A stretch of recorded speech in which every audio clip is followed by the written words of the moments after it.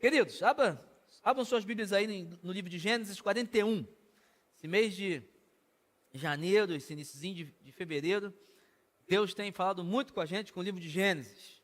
Falamos um pouco sobre a história de Abraão e eu quero terminar nesse período falando hoje sobre um momento muito importante na história de José e que vai nos abençoar muito. O tema da mensagem de hoje é quando Deus nos confia o alimento que sacia a fome do mundo. Quando Deus nos confia o alimento que sacia a fome do mundo. Gênesis capítulo 41, vamos lá para o versículo 53. Gênesis 41, versículo de número 53. A palavra de Deus diz assim: assim chegaram ao fim os 7 anos de fartura do Egito, e começaram os 7 anos de fome, como José havia predito. Houve fome em todas as terras, mas em todo o Egito havia alimento. Quando todo o Egito começou a sofrer com a fome, o povo clamou ao faraó por comida, e este respondeu a todos os egípcios: dirijam-se a José e façam o que ele disser. Quando a fome já se havia espalhado por toda a terra, José mandou abrir os locais de armazenamento e começou a vender trigo aos egípcios, pois a fome se agravava em todo o Egito.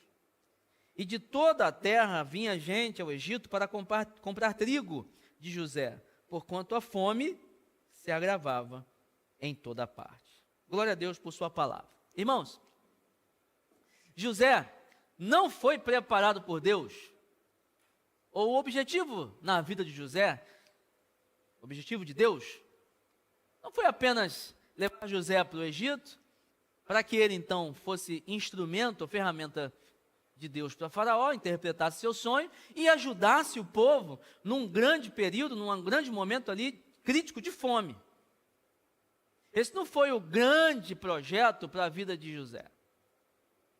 Na verdade, José foi um enviado do Senhor para participar do maior projeto de Deus, que era transformar o Egito numa grande incubadora para o povo dele.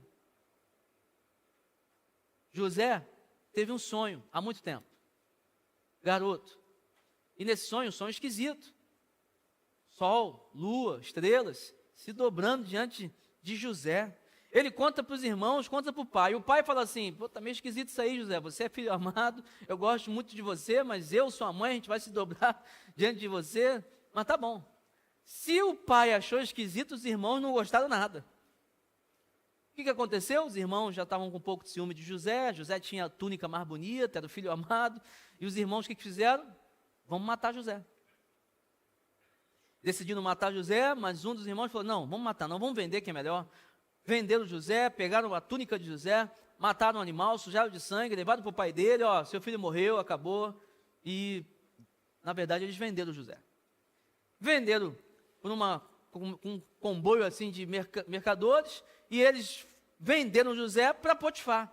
Potifar, então, começa a botar José para trabalhar como escravo, só que ali ele prospera, Potifar gosta e fala assim: José, você é bom, rapaz, você trouxe prosperidade para minha casa. Faz o seguinte, você vai poder gerir, vai tocar em tudo, só não toca na minha mulher. A mulher de Potifar resolveu se engraçar para José, né?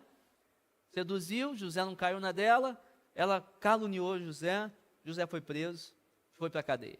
Na cadeia ele fica um tempo lá, interpreta sonhos do copeiro e do padeiro, e anos depois, 2 anos depois, o copeiro se lembra de José, José vai e interpreta o sonho de Faraó, e é esse sonho que está acontecendo: 7 vacas gordas, depois 7 vacas magras, 7 espigas de milho fortes, né? Bem parrudos, bonitos, 7 espigas franzinas, e aí ninguém consegue interpretar o sonho de Faraó, mas José consegue. José fala assim: ó, eu não, mas Deus pode dar a interpretação desse sonho, porque esse sonho é do Senhor, Ele que está te avisando. E o que era o sonho? 7 anos de fartura, 7 anos de fome. José dá uma ideia para ele, além de interpretar o sonho, ele ainda dá uma consultoria de investimento, fala assim, ó, poupa a quinta parte, estoca, para que você então, no tempo de fome, tenha sustento. O faraó chegou para ele e falou assim, esse menino é bom. Quem no Egito eu vou encontrar para gerir isso aí? Além de José, em quem eu vejo a mão do Senhor. José se torna governador do Egito, cumpre o seu papel, vive os 7 anos de fartura, estoca, e aí chegam os 7 anos de fome. Pastor, o que isso tem a ver com a gente? Bom, o celeiro do Egito não era apenas um armazém de grãos. Era o lugar, ou foi o lugar onde a providência de Deus se manifestou. Através de um homem. Através de um homem que interpretou um sonho, foi colocado numa posição de governo, geriu bem e proporcionou àquela nação ter alimento em meio à fome. E além de ter alimento para ela, oferecer alimento para todo aquele que tinha fome. Assim é a igreja. Deus nos colocou aqui como um celeiro dele. Eu e você, celeiros de Deus para alimentar quem tem fome. Deus não abençoa seus servos apenas para o conforto pessoal, mas para que nos tornemos canais da sua graça em tempos críticos da história, tempos de fome. Nós olhamos para a realidade hoje da Zona Sul, e nós podemos dizer isso, há um povo com fome, há um povo faminto, sedento, há um povo que está comendo lixo, porcaria, mas tem fome de comida boa, tem fome daquilo que só Deus pode dar. Nós olhamos para a degradação do ser humano, para a promiscuidade, para as escolhas ruins, nós olhamos para a tristeza, para as frustrações, para a maldade, o pecado, e nós vemos há um povo com fome, há um povo necessitado de alimento, mas o alimento que vem do Senhor. A pergunta hoje não é, Deus vai nos abençoar? Claro, Ele vai. Mas quando nós olhamos para essas bênçãos, nós não podemos pensar que Deus nos abençoa pensando só na gente. Deus não vai te dar um emprego bom, não vai te dar uma empresa, não vai te dar um dinheiro, não vai te dar uma saúde, um conhecimento, network, vai te dar status, poder, relacionamento. Para você, sozinho. É só para você? É só para você usufruir, para você viajar, comer bem, vestir bem, morar bem? Glória a Deus por isso, faz parte, mas não é só para você. Se nós somos semeadores, nós precisamos olhar para os semeadores, eles sabem muito bem disso. Quando eles semeiam, eles plantam, colhem. Eles ficam com todos os frutos? Não dá. Você planta uma laranjeira, pode plantar na tua casa. Você não vai conseguir comer todas as laranjas, não vai conseguir chupar todas as laranjas. Nem que você faça feijoada todo dia, né, para comer laranjinha com a feijoada, não vai conseguir. Você vai ter que chamar gente para comer com você. Porque os frutos da sua semeadura vão ser muitos. Não vai ser só para você comer. Quem semeia, colhe, mas não colhe só para ele, colhe para outras pessoas também. Os frutos não são só para quem semeou, são para muitas pessoas. A pergunta hoje então é, o que Deus quer fazer através de nós frente à fome do mundo? O que Deus quer fazer através de mim, de você, frente à fome que a Zona Sul tem? Frente ao bairro que você mora, frente ao condomínio que você mora lá, a fome que as pessoas têm no teu trabalho. Ontem eu fui orar por um casamento, né? Não foi uma cerimônia religiosa, mas foi no cartório ali no Flamengo, fomos consagrar o casamento. E aí eu peguei minha bicicletinha e fui pelo aterro do Flamengo. Saí aqui, fui pela praia de Botafogo, aterro do Flamengo. Quando cheguei no aterro do Flamengo, o que tinha? Um bloco de carnaval. E aí, eu parei a bicicleta, fiquei olhando, me deu uma tristeza muito grande. Eu orei e comecei a falar com o Senhor. Falei, Deus, esse povo está se perdendo. Esse povo está com fome. Muitos ali talvez estejam até com boas intenções, querem se divertir. Querem esquecer problemas, querem sair de uma realidade caótica, querem extravasar, querem conhecer gente. É o que eles sabem, é o que eles conhecem. Mas eles estão se perdendo. Se Jesus volta hoje, eles não vão com a gente para o céu. Eles estão com fome. E nós temos comida para eles. Nós temos a solução para as pessoas que estão com fome. Por isso, já tem uns domingos que nós temos orado, não é verdade? Nós temos orado pelas pessoas, por quem tem se perdido. Nós temos orado para que o inimigo seja frustrado na sua maquinação. Nós temos orado para que pessoas abram seus olhos, desistam de traições, de drogas, de promiscuidade, de prostituição, desistam mesmo de fazer o mal.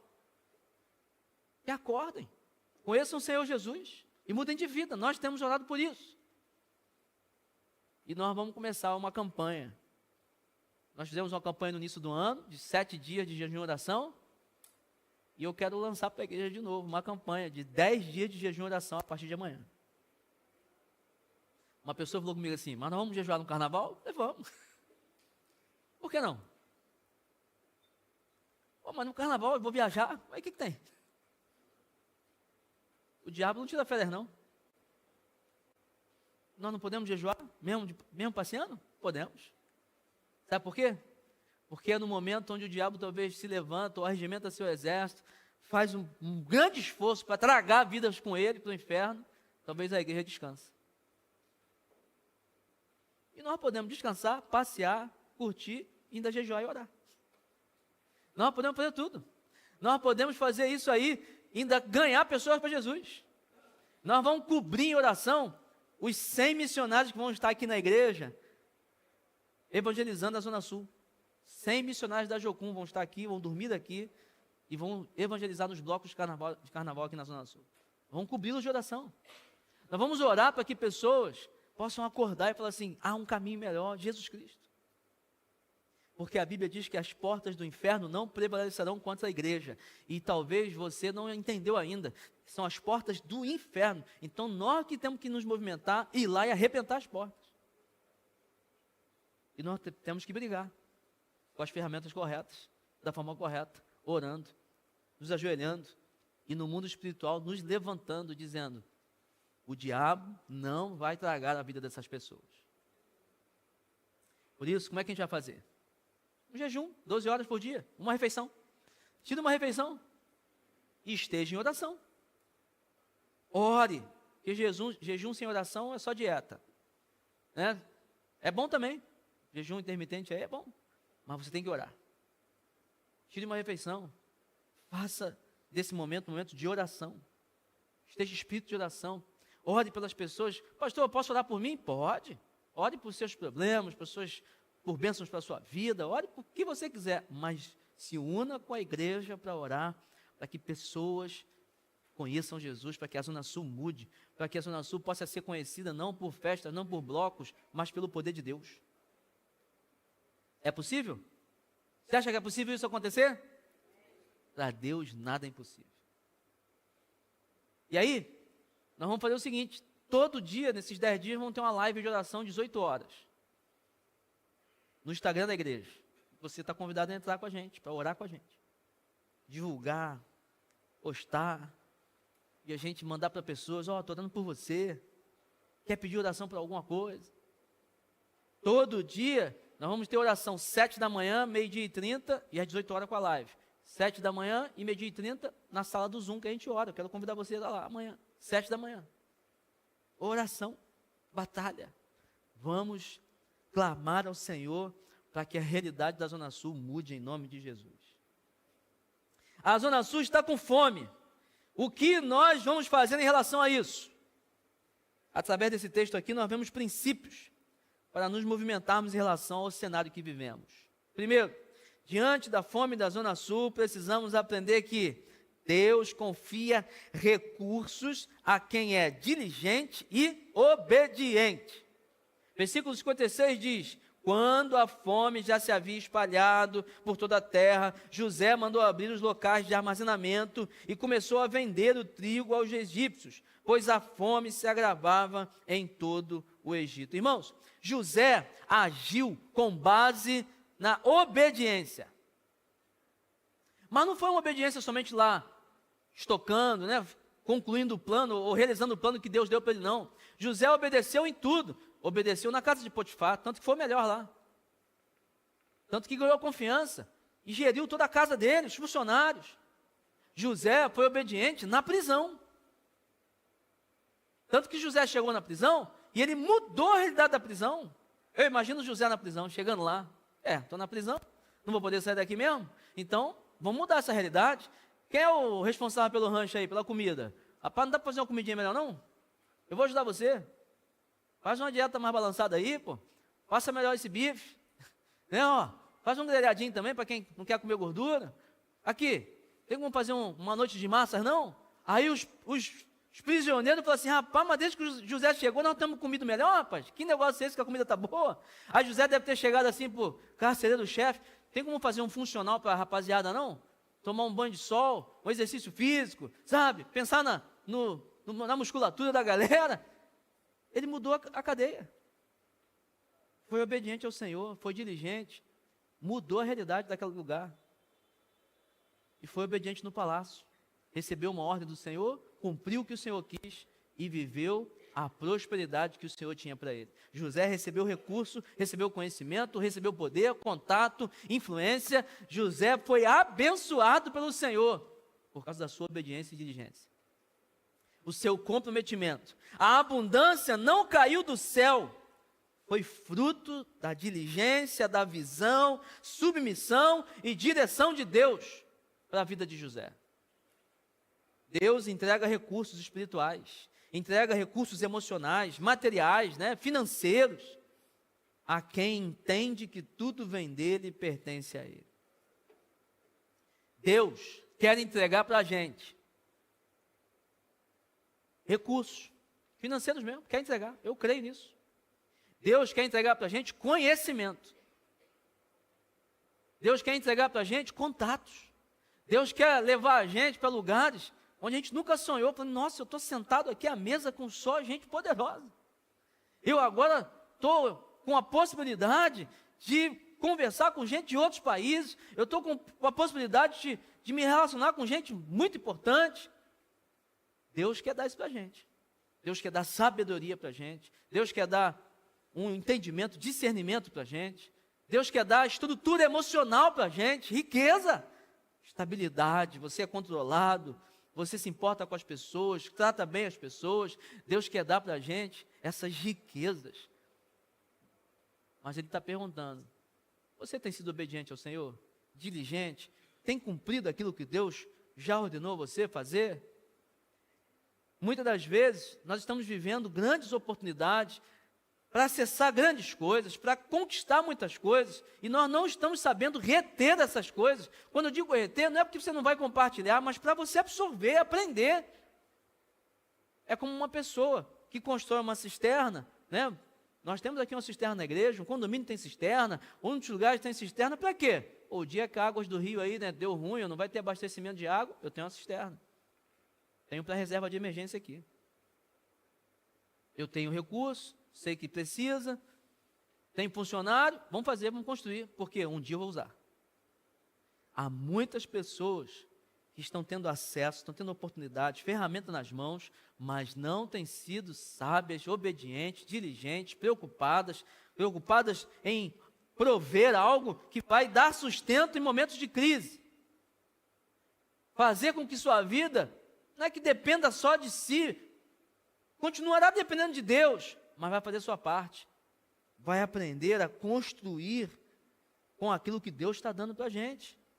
Nós precisamos disso. Por exemplo, se você hoje não tem uma cultura, e o brasileiro é assim, né? É muito difícil ter essa cultura, então você precisa mudar. Se você não tem uma cultura que se preocupe em ter uma mínima reserva de emergência, não tem uma cultura de falar assim, não, eu ganho tanto, vou poupar tanto, vou investir tanto, vou guardar tanto, o mínimo.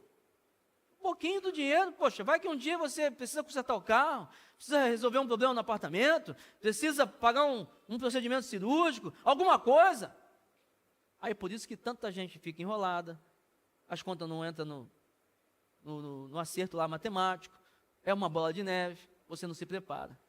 Perde oportunidades, mora de aluguel, não junta dinheiro, não se prepara, não constrói ali um patrimôniozinho, aí vem a oportunidade, estou querendo vender o apartamento. Quanto? 70% do valor. Uma oportunidade, ela não tem nem a entrada. Você não se preocupou, você não juntou, você não se preparou para um momento de crise, mas Deus está te dando ferramenta. É você que não está sendo obediente, não está sendo diligente, não está sendo sábio, é você que não está se preparando.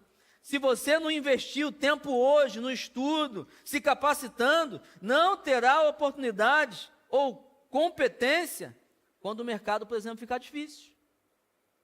Quando a crise chegar. Você não se preparou hoje, tem disposição, tem acesso, tem contato, pode mudar alguma coisinha, pode começar a investir, pode começar a conhecer gente que te dá conhecimento. Por exemplo, eu cheguei para os pastores de rede no ano passado, falei assim, a partir do ano que vem, todo mês nós vamos ler um livro. Por quê? Nós queremos crescer, nós temos que ler. Nós vamos ler para crescer. Te pergunto, você tem essa preocupação? Ler para crescer? Pastor, não gosto muito de ler não. Assiste uns TED Talks da vida, Algo legal, assunto importante. Sei lá, um assunto que você acha legal. Vai estudar, vai crescer, talvez, porque você não está sendo obediente, diligente, com aquilo que você está em acesso, as oportunidades não estão chegando. Outras até chegam, você que não observa.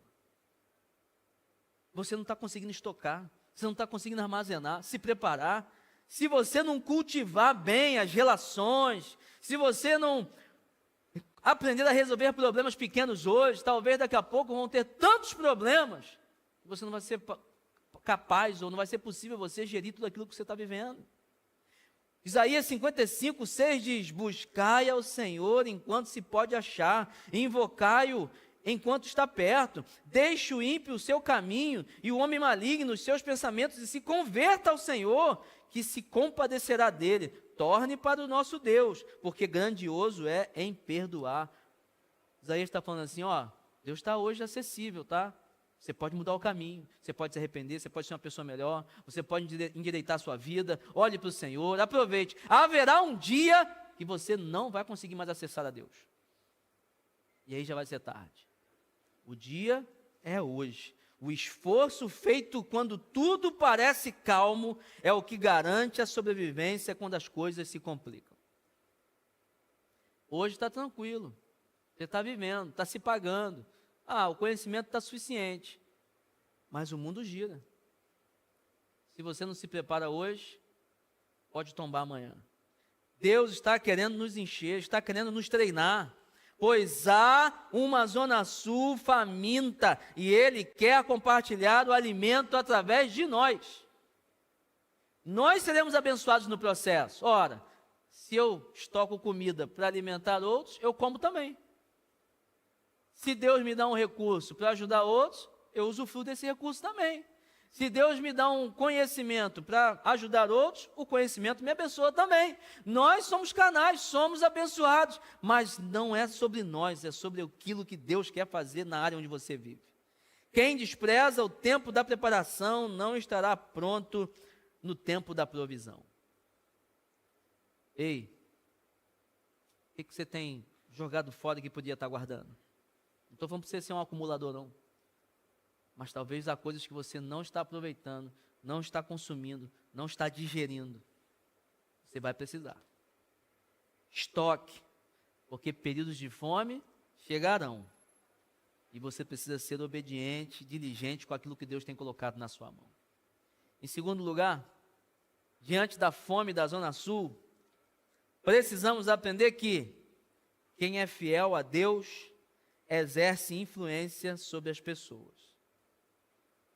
Uma coisa é dizer que você precisa ser diligente e obediente, porque Deus vai te dar recursos. Deus vai entregar coisas poderosas a você, mas há uma outra vantagem, uma outra bênção que Deus quer entregar para a gente, o poder de influência. Versículo 55, parte B, diz assim: dirijam-se a José, façam o que ele disser. Irmãos, quem era José? José era um Zé Ninguém. José era um preso. José era alguém esquecido. Hoje, você olha para a rua e você talvez vê um mendigo, você vê uma pessoa muito humilde, muito carente. Você mesmo talvez já disse isso sobre alguém. Poxa, é um Zé Ninguém. Poxa, essa pessoa aí nem vive mais, está sobrevivendo. Nem sei como está vivendo. É um Zé Ninguém. Se hoje nós temos esse título para pessoas que vivem em situações de miséria, são esquecidas, ainda mais a história de José. José foi vendido, era escravo, ainda estava preso. Não tinha um advogado, não tinha um sistema jurídico, judicial, não tinha julgamento, não tinha nada. Ele estava condenado a morrer na cadeia. Mais do que um Zé Ninguém. Ele não existia mais para o sistema. Agora, esse Zé Ninguém é levado a ocupar a cadeira do governador da maior nação da época, do império. E aí o faraó, que era o 01, o imperador da época, chega e fala assim, ó, cambada, ô galera, é o seguinte, tá vendo o José aqui? Agora ele é a lei, tudo que ele disser, cumpra-se. O Zé Ninguém. Aquele cara que era esquecido, aquele cara que foi preso, que foi vendido, nem egípcio ele era, mas agora ele exerce influência sobre toda a nação e sobre toda a terra da época. Deus levou José a exercer influência sobre todas as pessoas daquela época. Faraó reconheceu esse poder de influência em José, não por um cargo, não por um título, não por um currículo, mas Faraó falou assim: eu vejo Deus na vida dele. Eu vejo que esse homem é homem de Deus. A influência de José não veio de alguma realização humana, mas veio da presença de Deus na vida dele. A autoridade, ela não deve ser imposta, ela precisa ser conquistada. Há uma diferença muito grande em chefia e liderança.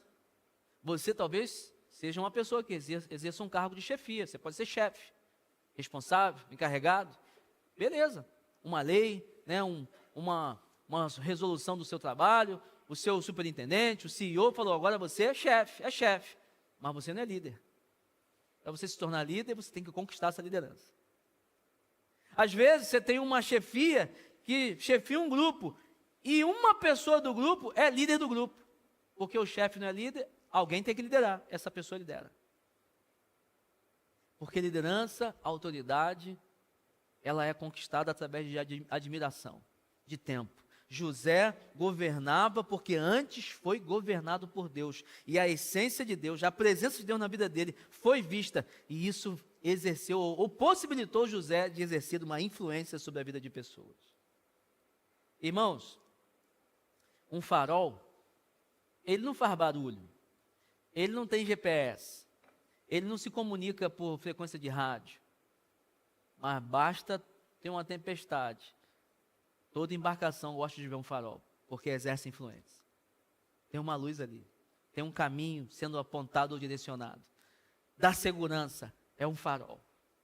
É alguém que brilha e aponta o caminho da segurança. Você é uma pessoa assim? Talvez você é um faxineiro, é um porteiro. Um emprego humilde. Mas se você é homem de Deus, é mulher de Deus, você pode exercer grande influência. Porque as pessoas vão ver Deus em você. Talvez você vai falar para grandes autoridades, para grandes pessoas, para cargos muito altos, mas elas vão ver Deus em você. Elas vão falar assim, nossa, esse homem aqui, ó, ele tem um Deus aí que ele dá umas palavras aí que o negócio acontece. Essa senhora aqui, ó, mulher de oração. Na crise, pergunta a ela, porque ela sempre tem uma palavra de fé para dar para a gente. E aí, já que perguntou, vai ouvir. Ah, é? Então faça isso, Deus mandou falar isso, a palavra de Deus diz isso, olha, o caminho é esse. E você vai começar a exercer influência sobre a vida de pessoas. A pergunta que eu quero te fazer é, você quer isso? Ou você quer ser um crente que olha o mundo faminto, você tem comida, mas não compartilha com ninguém. Ou você quer guardar para você, reter, já ganhei, estou satisfeito, ninguém precisa comer mais não. A fome revela quem realmente tem a luz, porque as pessoas procuram, onde é que tem comida? Ali tem comida. Tem alguém que exerce influência, tem alguém que pode me dar comida, direcionamento, me ajudar a resolver um problema, apontar para a solução. As pessoas estão observando a gente. As pessoas estão olhando a sua forma de agir e reagir. Elas estão olhando que você tem problema, eu tenho problema, todos têm problema. Agora, como é que você lida com os problemas? Como é que você lida com o chefe mala? Como é que você lida com o trabalho que está sugando a tua vida? Como é que você lida com o mundo de hoje? Com os perigos? Com a ansiedade que anda batendo na tua porta? Como é que você lida? Quando a crise chega, Deus, Ele faz o mundo dizer, vai falar com José. A fome chegou. E aí Deus fala assim, ó, todo mundo procura José, porque ele vai exercer influência sobre todos vocês. Será que no teu trabalho, na tua casa, isso acontece? Você não precisa ser o chefe, não precisa ser a referência, mas quando a crise chega, as pessoas vão a você para procurar uma palavra de sabedoria? As pessoas vão a você para procurar uma palavra de paz, de alento? As pessoas vão a você porque sabem que você tem um Deus. Já aconteceu com você? Equipe de trabalho, caramba, aconteceu alguma coisa assim? Ô fulano, pô, ora aí, cara, ora aí porque você tem Deus. Ora aí para a gente achar uma solução. Ah é? Vocês querem que eu ore? Deixa eu orar sim, pô. Mas deixa eu compartilhar uma palavra também. Experimenta fazer isso. Experimenta chegar para a pessoa no teu trabalho, na tua família, condomínio. Ó, fulano, aqui, eu posso orar pela tua vida? Como assim orar? É orar, pedir a Deus. Pedir bênção para a tua vida. Pedir paz, alegria. Pedir saúde para os teus filhos, para você. Sabe, pedir que coisas boas aconteçam. Pô, ninguém vai negar isso, né, irmão? Aí você ora. Faz uma oração. Faz uma oração. Não é de anjo, não, pô. Faz uma oração simples. Senhor, abençoe meu fulano aqui, meu amigo, pô. Gosto muito dele. Que ele tenha saúde, que tenha bênçãos do Senhor. Proteja ele, dá livramento. Em nome de Jesus, amém. Então, um abraço, bom dia. Aí no dia seguinte, posso orar por você de novo, cara? Pode, pô. Mas deixa eu também compartilhar uma palavra contigo aqui, que eu acho que me abençoa você também? Pode. O que você está fazendo? Você está alimentando. Você está dando comida para quem tem fome. Você está abrindo portas para pessoas que estavam desesperadas, procurando solução para a vida. Você está sendo a igreja na vida de pessoas, um celeiro para quem tem fome. Nossa boa conduta, fala respeitosa, nossos casamentos bem-sucedidos, filhos bem criados, nossas atitudes sábias, a alegria que a gente deve ter, o não ao pecado que a gente deve dizer, a fé, a confiança, a estabilidade de uma vida em Deus, tudo isso vai chamar a atenção das pessoas e você vai exercer influência sobre elas. Não é sobre o cargo que você ocupa, mas sobre o Deus que você serve. E esse Deus vai fazer você exercer influência sobre pessoas. Tudo isso vai mostrar que nós temos um alimento que pode saciar a fome das pessoas. Quem anda com Deus será procurado pelos homens, quando estes perceberem a fome que tem e a necessidade de saciá-la. Por isso você precisa ser temente, fiel a Deus, aproveitar a oportunidade, abrir a sua boca e exercer influência sobre a vida de pessoas. Em terceiro lugar, diante da fome da Zona Sul, nós precisamos aprender que Deus nos torna celeiros para saciar uma fome que dinheiro não compra. Uma fome que dinheiro não compra. O versículo 57 diz assim: de toda a terra vinha gente ao Egito para comprar trigo de José, porquanto a fome se agravava em toda parte. Irmãos, todas as vezes que vocês lerem a Bíblia, há várias técnicas de interpretação, mas uma é muito preciosa, que é o quê? Se preocupe quando a Bíblia repetir muito uma palavra. quando repetir muito uma expressão. Tem alguma coisa aí. E esse pequeno texto, por várias vezes, repete: a fome se agravava, a fome apertava, a fome chegou, a fome já está em toda a terra, e havia fome, e a fome estava lá. O autor está dando uma ênfase, uma realidade maior do que a fome. Não sei se você já passou por isso. Graças a Deus eu nunca passei por uma situação de não ter o que comer. Já fui muito humilde, minha família já foi muito humilde, mas não de passar fome. Mas se você já passou fome, ou conhece alguém que passou fome, você vai entender o que eu vou falar agora. Quando alguém passa fome, claro, nos primeiros dias, é uma dor muito grande. Mas depois dessa fome, começa a trazer outros problemas. Uma impotência, uma depressão, a autoestima vai lá embaixo. A pessoa perde a dignidade. Assim, poxa, quem eu sou? Não tem nem para comer. Você começa a se anular. E há uma destruição emocional, de identidade. Você se perde. E o autor está falando assim, olha, a realidade já era caótica. Já havia destruído muitas famílias. Muita gente já não sabia mais o que fazer. Muita gente já estava desesperada. Porque não era só uma questão de fome, era uma questão de caos existencial. Aqui está o clímax do texto. O trigo que José saciava, com o qual José saciava o estômago, apontava para algo muito maior do que uma fome na vida de uma pessoa. O problema não era a fome, mas a impossibilidade de resolvê-la. E isso destrói a gente. Quando nós nos sentimos impotentes, isso destrói a gente. Você sabe que podia ter uma solução, mas você não sabe como alcançar. Você não tem a capacidade de fazer. Existe uma fome que não se resolve com dinheiro. Há um tempo atrás, você deve ter ouvido notícias, por exemplo, da Venezuela. Engenheiros, médicos, pessoas que tinham dinheiro, arquitetos, funcionários públicos, pessoas com recursos, falando, nós até temos dinheiro, mas não tem comida para comprar.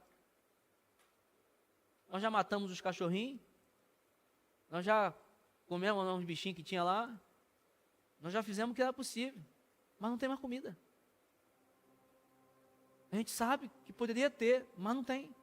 Nós temos dinheiro para comprar, mas não tem como comprar. Que caos, que situação.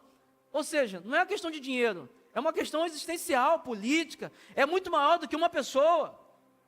José vendia trigo, mas ele não estava apenas saciando uma fome, ele estava levando amparo a um povo desesperado, como nós, que nós não vendemos. Deus não colocou essa igreja aqui para vender nada, colocou essa igreja para oferecer de graça, amor, a graça de Cristo, a presença de Deus, a esperança de que Ele vai voltar, uma família de fé. Assim como José abriu os celeiros do Egito, Cristo abriu o celeiro da graça dele para um mundo faminto. E nós estamos aqui para isso. Um grande empreendimento do Senhor, levando celeiros, não só como uma instituição, mas celeiros ambulantes, que moram em várias ruas aqui da Zona Sul, vários bairros do Rio de Janeiro, e tem comida para dar para pessoas que têm fome.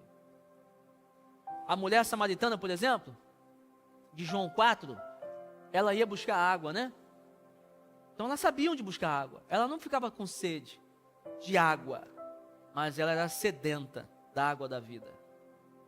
Ela se saciava de uma água, mas a sede voltava. Só quando encontrou Jesus, ela entendeu que havia como saciar a sua sede de forma permanente. O jovem rico, por exemplo, quando encontra com Jesus, ele era rico. Ele era um evangélico, não, ele era um religioso atuante. Tanto que Jesus fala para ele assim, está cumprindo os mandamentos? Todos. Sei tudo. Ele era alguém interessado, mas saiu da presença de Jesus miserável, pobre, fracassado. O mundo tem muitos recursos para nos oferecer, mas não tem como dar para a gente a redenção.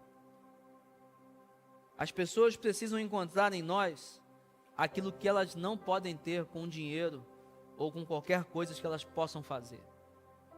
Elas não podem comprar, por exemplo, paz que excede todo entendimento. Elas podem comprar? Não podem. Como é que a gente adquire? Filipenses 4, 6. Não andeis ansiosos por coisa alguma, muito pelo contrário. Entrem na presença de Deus com súplicas, ações de graças e vivam, a paz que excede todo entendimento. É de graça. Mas elas não sabem o caminho. Mas você pode chegar num ambiente e dizer o seguinte: estou em paz. Rapaz, mas teu filho está doente. Eu estou sofrendo, estou triste, mas eu estou em paz. Ué, mas como assim? Rapaz, excede o entendimento. Você não vai entender não, é só em Jesus mesmo. Aqui, mas o mercado, cara, a gente não está vendendo. Nós vamos trabalhar. Nós vamos ralar, vamos nos reinventar. Mas eu estou em paz. Pô, mas nós perdemos isso aqui, cara. Reúne a equipe, vamos trabalhar, vamos dar o nosso melhor. Mas eu estou em paz. Não dá para entender, é só em Jesus mesmo. Paz que excede todo entendimento. Você não consegue comprar, mas nós temos para oferecer. As pessoas não podem comprar alegria plena. Por quê? Porque a alegria plena é gomo do fruto do Espírito Santo. Gálatas 5:22. Está em Jesus, está no Espírito Santo. É de graça. Basta ter o Espírito Santo e você consegue alegria plena. Não tem como comprar. As pessoas não podem comprar acolhimento, não podem comprar exortação e disciplina que só a palavra dá. Um caminho reto. As pessoas não podem comprar a lanterna para iluminar o caminho, que é a própria palavra. É de graça. Não podem comprar a salvação, milagres, bênçãos. É de graça. E nós temos para oferecer. Nós temos para oferecer tudo isso, porque está em nós. E nós podemos mostrar o caminho para também elas conseguirem. Quando elas perceberem a fome delas, elas precisarão saber onde buscar alimento. Sabe qual é uma dúvida que eu tenho? Às vezes pessoas dentro da igreja, elas não sabem disso. E muito mais as que estão fora. Pessoas que, por exemplo, estou com um problema no casamento. Você busca ajuda onde? Eu estou com problema com os filhos. Estou com um problema emocional. Eu estou com um problema XPTO, não importa. Você busca ajuda onde? Será que as pessoas estão assim, calma aí, eu estou com um problema esse, vou na igreja. Eu estou com essa situação aqui, vou na igreja. É a instituição? Não, é o Deus da igreja. São as pessoas que vão me abraçar, vão me apontar o caminho, vão me ouvir, vão orar por mim, vão me aconselhar. Eu tenho que ir lá na igreja. Atos 3, Pedro e João estão indo para o templo, orar. Aí eles encontram um coxo lá. Aí o coxo, tem como me dar uma esmola não? Por que o coxo estava na porta da igreja pedindo esmola? Ele não poderia estar no mercado, num centro comercial, num lugar, movimentado ali, onde pessoas que têm dinheiro estariam frequentando? Não, ele estava na porta da igreja, na porta do templo. Porque ele tinha um entendimento que talvez foi perdido. Ele tinha um entendimento. Eu vou ficar aqui, porque as pessoas que entram aqui são generosas. Têm palavra de consolo. Vão olhar para mim com um olhar de compaixão, porque elas são religiosas. Será que é esse olhar que as pessoas estão tendo quando olham para a igreja? Não, poxa, é crente?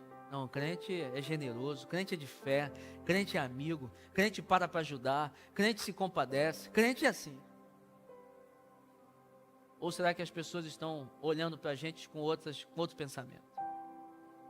Olhando para a gente como um bando de pessoas egoístas, que têm alimento, mas não compartilham com ninguém. Muitos têm buscado em lugares errados, sim. Religiões erradas, prazeres do mundo, filosofias, ideologias, mas só Jesus é a verdade, só essa verdade pode nos libertar e abençoar. Nós somos celeiros vivos do alimento do reino. A igreja não é um supermercado. Tem muito crente que considera a igreja assim, supermercado. Vou no culto hoje. Estou precisando de um pouco de arroz. Vou no culto hoje. Não, estou precisando só de uma sobremesa. Ou eu estou precisando de um pouquinho de sal. E aí vem no culto, para tentar alcançar aquilo que está querendo, está precisando. Esquece que o culto não é para isso. O culto é para ofertar, é para entregar, é para estar na presença de Deus, sabendo que Deus vai abençoar e vai atender a nossa necessidade. Igreja é lugar de celeiro. Tem comida, tem fartura, tem bênção, tem entrega. E é de graça para você. As pessoas precisam ver isso. Quando o mundo descobrir que está faminto de Deus, que o mundo saiba onde procurar esse alimento.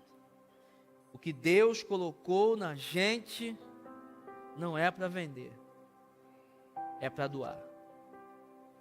O evangelho que me alcançou, que te alcançou, não é mais sobre mim, não é mais para mim.